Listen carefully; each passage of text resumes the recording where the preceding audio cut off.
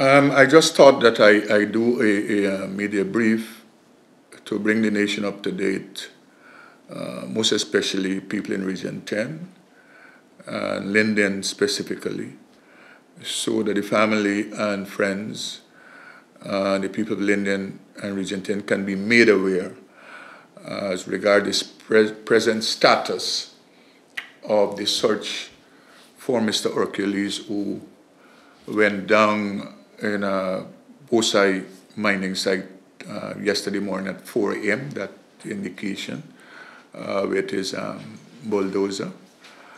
And Ministry of Labor, OSH, we have been up there since early yesterday morning in collaboration with GGMC as a joint team, and officers from both entities spent all day yesterday monitoring and interviewing people about the circumstances of this accident. They worked until very late last night, and because of the safety concerns, it was agreed that a suspension of the search and resume this morning, and as I speak to you, the search continue.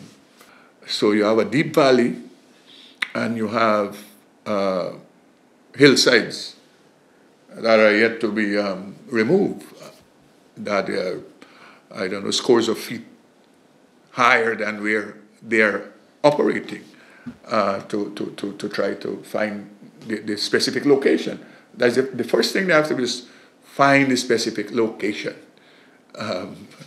They have not been able to do that yet because of the vastness of the pit that they're scouring to find.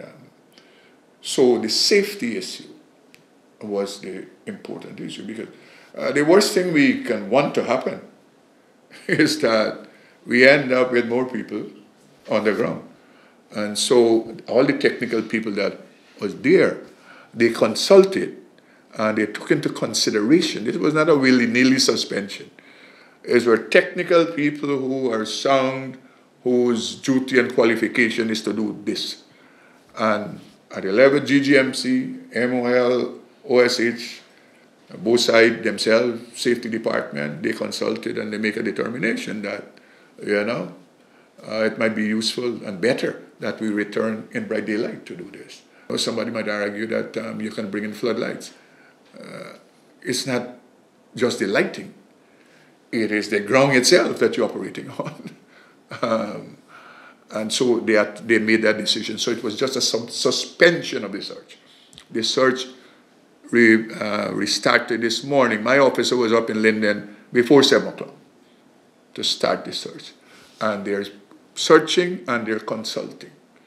So as data come in, they sit down, the technical officers, and they try to map the best way forward, how to move forward based on everything that is happening at the site itself. So there are two things that are happening. Consultation among the technical people based on the review of the site and all that has happened so far. And they're making decisions based on those consultations. So you have what can be considered deep valleys, and you have high hillsides. So excavation was not yielding the type of fruit, so yesterday they brought in a metal detector to see if perhaps that would help them to pinpoint where the bulldozer is. And up to last evening when they suspended, and up to this moment, they have been unsuccessful, so they continue to excavate areas.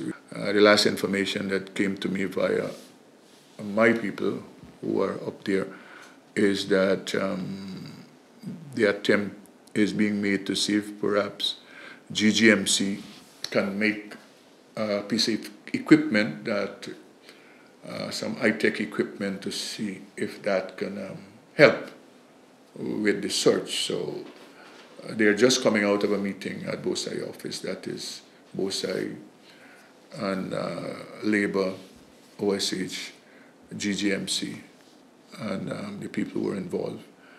So the preliminary investigation suggests, and that is the OSH safety officer reporting to my OSH officer, that the indications are that the equipment and historical lease might be buried more than 100 feet down into that valley, into that mining pit, that mining site. So excavation has not been yielding fruit because of the vastness, as I've said. So you have to bring in some high-tech equipment to help to pinpoint the area, and that is what they're attempting to have done whilst we are doing our investigation and we are interviewing officers in BOSAI to get an understanding as to what really transpired.